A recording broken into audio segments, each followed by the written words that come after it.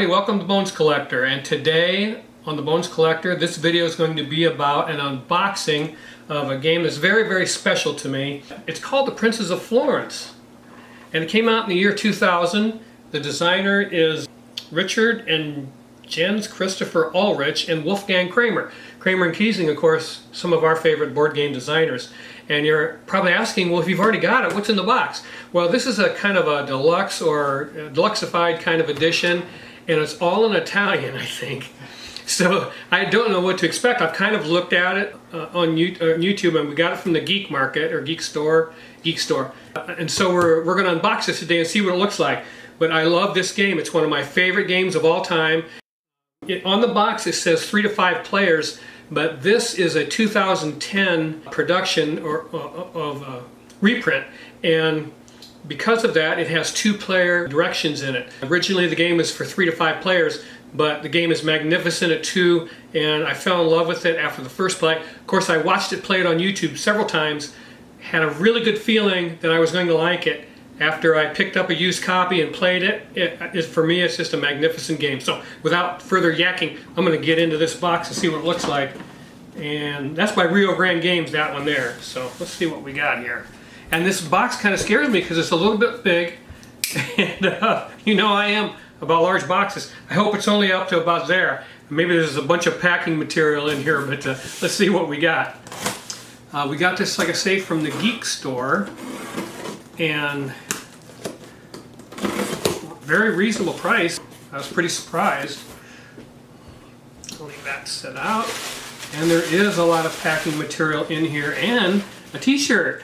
So that's a surprise. I didn't know that was in there. What does this thing say? What does this thing say? Okay.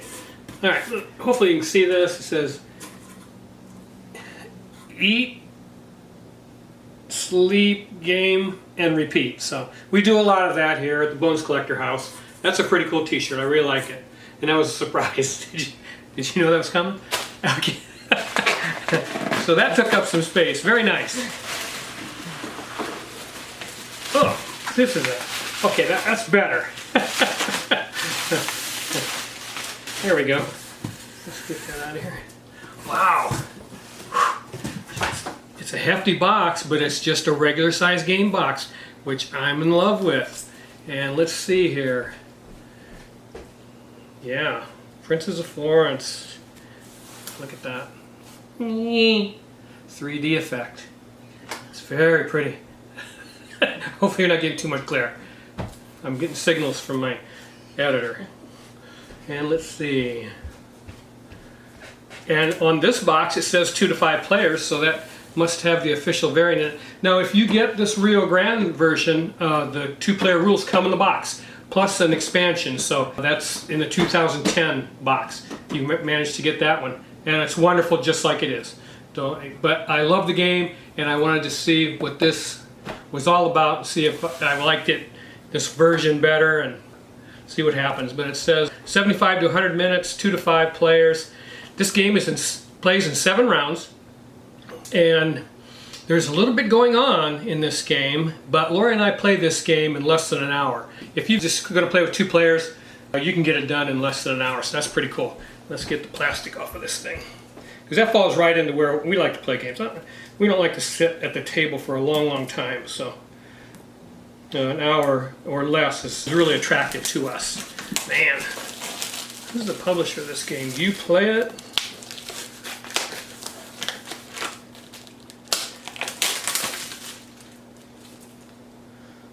Let's put this knife away.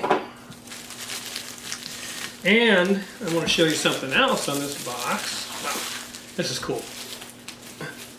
They're only making 1,500 of these, so this is 594 of 1,500. So if you want to get this off the Geek Store, and I'm telling you, this game is magnificent. If you like Euro games, this is one that has to be in your library. It's in mine. Like I say, I'm totally in love with it. But yeah, limited print run. That's pretty nice. It's got the UV coating on the front of the box and this steeple, whatever that is, and wow, really pretty box lid, very thick box lid. I'm loving this already. This is a nice thick box, man, pretty nice. All right, let's take a look at the Regolamento book. And I'm sure in Italian that means rule book.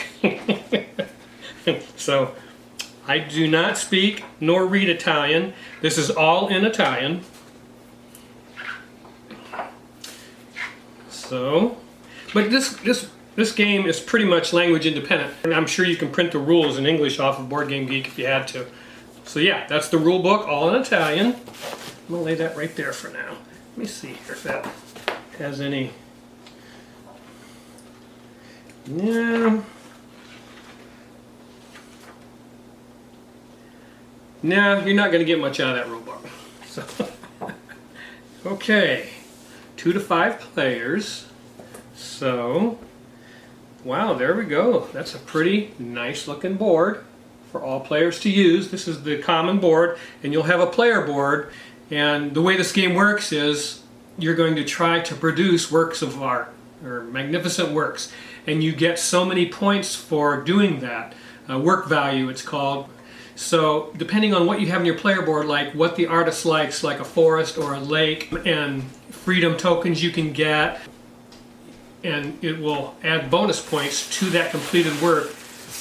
And you have to have a certain point total each round. It goes up each round. So to complete those works, as time goes on, it gets a little more difficult. It has a place for the cards, which the other game did not. The cards in the other game laid by the board. There was 4 decks of different decks of cards. It has a place for 2 of them. And then it has a place on the board for the tiles that you'll be auctioning also. And then these are the builders and these are the jesters. And those tokens will sit on the board here. You're going to have an auction and you have to choose in turn order what you want to get. One of these polynomial shapes that you're going to put on your board, or the builder tile or the jester tile. But you can only acquire one of those per round. So you have it, right away at the beginning of the round, the decision's very tough. What am I going to choose? What do I need the most? Do I need to reduce my building cost? Do I need to add a jester? Because I think the jester adds bonus points to completed works. But you can only get 1 per round. If you end up with 2 or 3, that's really nice, but it'd take you a few rounds, again, 3 rounds, 2 or 3 rounds to do that. And then these polynomial shapes that you're going to put on your player board are attributes that that profession card is looking for to complete that work. Those are some of the tough decisions that you'll have to make when you're playing this game. So that board is pretty cool. Alright, see what else we got in here. We got our little player screens, different player colors. They got a different character on each screen. So that's pretty cool. We got that. Then we got some cardboard with our polynominos and I hate scratching the box. Alright, there we go.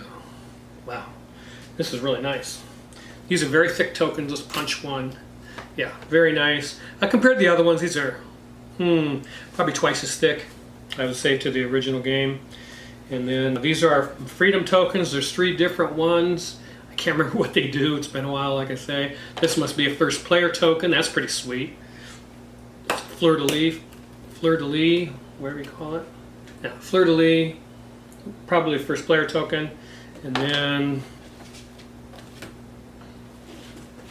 here's some more punch boards. Here's some more punch boards.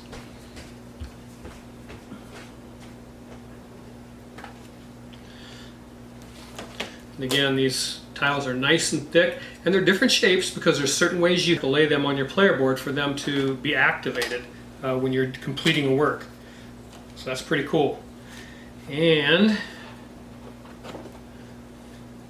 looks like one fell out of there. And these are the player boards. And these are really nice compared to the, I got them out here. This is the original. Hopefully I'm showing you those so they're not glared. This is the original. It's a little larger. It's a little larger because it has all these terms on it, which isn't on these player boards. But these player boards each have a different character, matching your player screen. And that's pretty cool.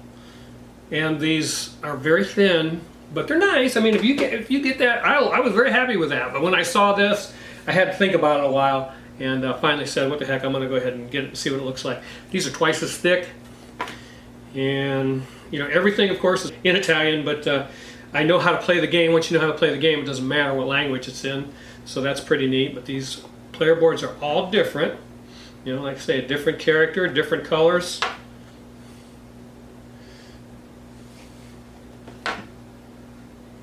Wow, this is a pretty nice version of this game.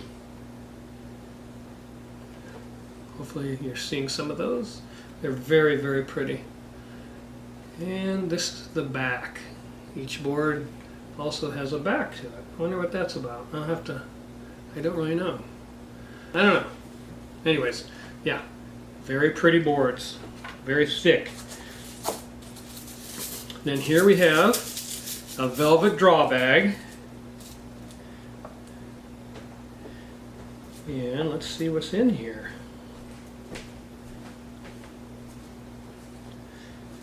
I have no idea. I can't think of what would be in there.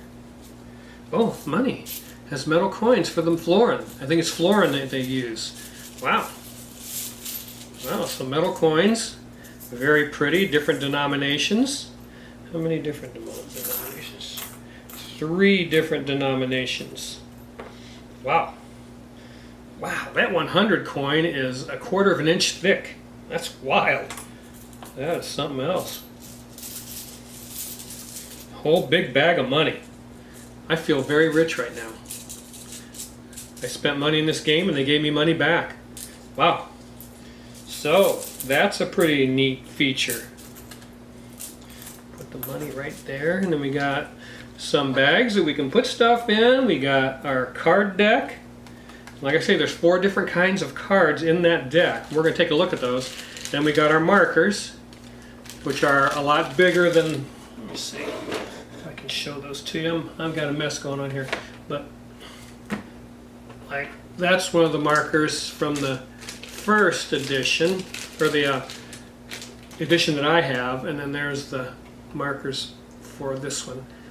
You know, quite a bit taller, has more of a human silhouette to it, or shape to it, but pretty neat.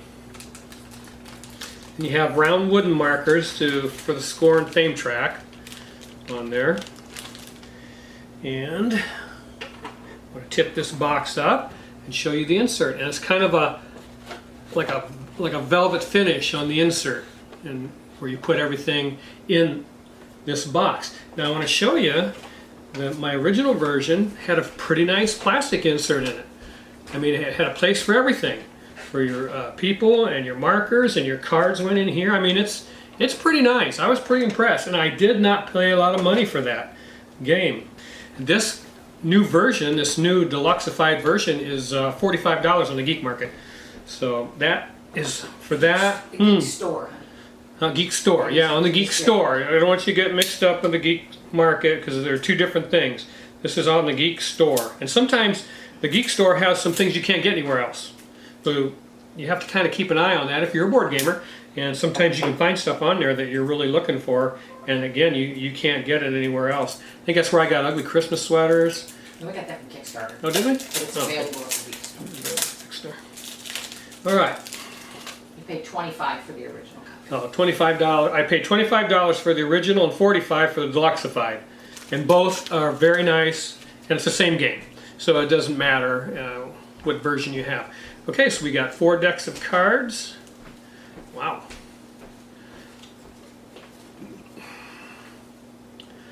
These are super nice linen quality cards, all 4 decks. Wow, they got, oh, let me see if I can show the backs.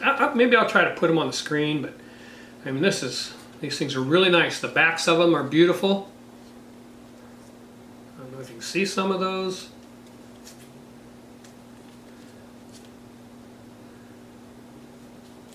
Different color prestige cards. And wow, pretty cool. The profession cards will be something that we probably, well, let's see, the profession card, what are these ones? This is the profession deck, and it's got like those playwright theater things on the back, and then each card has a different character on it.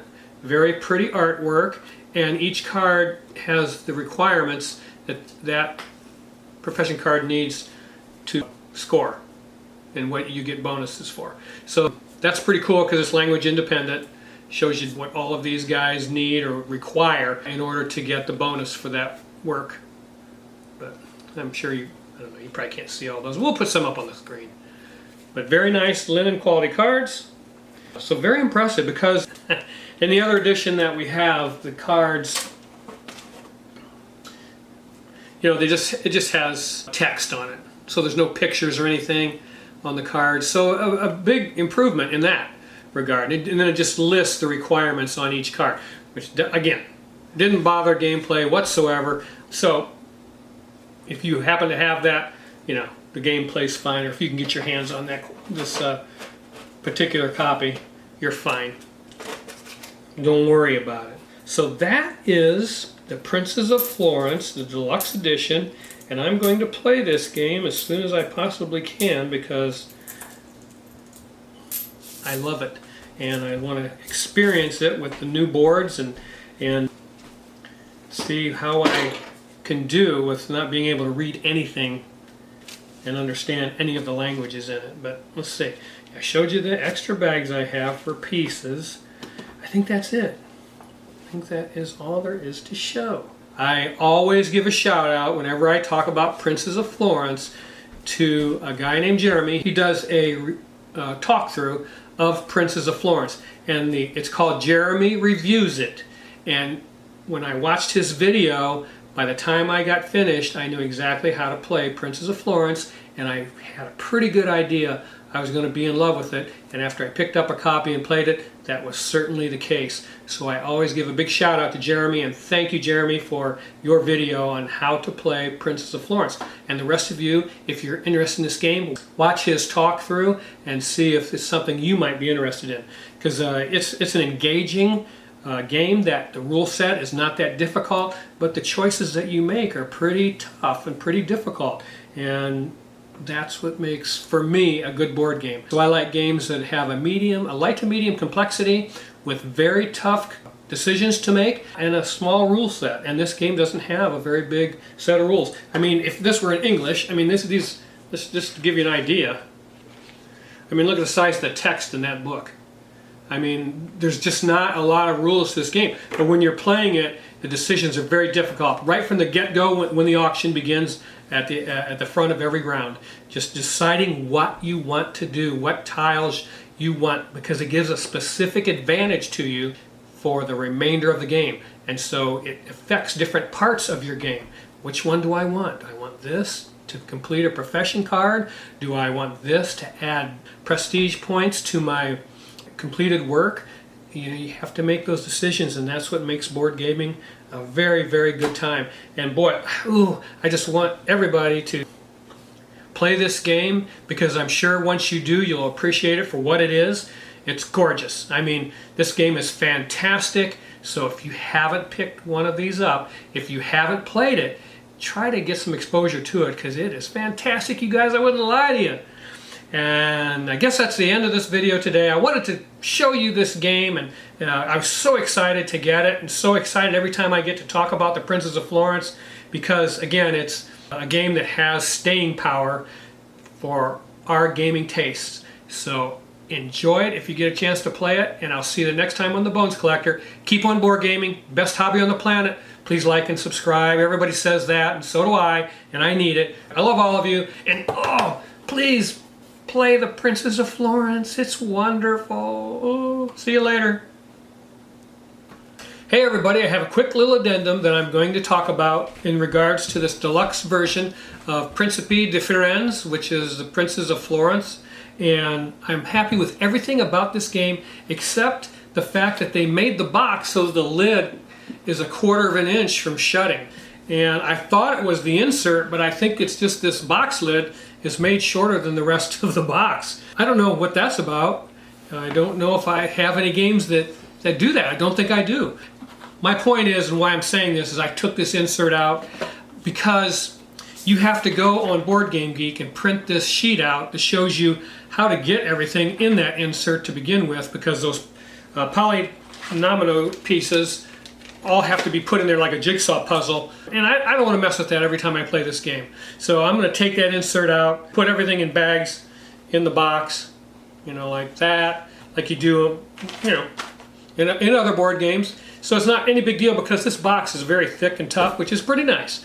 And so that's the way I'm going to store my game. And I wanted to tell you about that, the box lid does not go all the way down on this box. It's a freaky thing. And if you use this insert, you can't sleeve the cards if you wish, because they won't fit back in there. So those are kinds of little annoyances that shouldn't exist. But again, I'm happy with this game, and it's a wonderful production.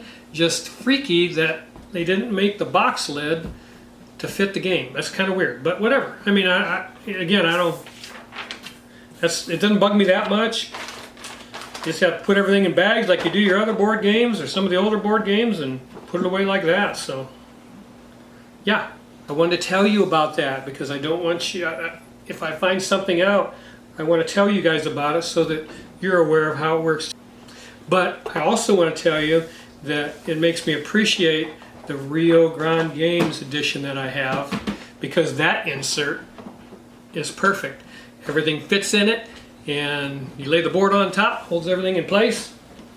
And I love the I shouldn't say this. I love the art on the Rio Grande version on the box. The art on the box. The art, of course, there is no art on the cards or anything in this version, but the art in the Deluxe-fied version is beautiful and wonderful, and hopefully I can get to play with that. And but I know this is pretty nice too. So it depends on, you know, it depends on you. You get to make up your mind. That's what this world is all about. Do you want the edition of Rio Grande Games from 2010? And that's the one I would get, because that one has the 2-player rules in it if you are a 2-player board gamer, which we are, and that's pretty nice. And it has the expansion cards in it too, the character cards and stuff. So, and so does this game. But this is a lot thicker production as far as the tiles and the box and all the components. The cards are linen quality cards in here, which this game is not. So, you know, I mean, that's all the information I'm giving you, and you can make up your mind as to which version you want. Don't know. I'm keeping this one for sure, and I don't know about this one, but we'll see.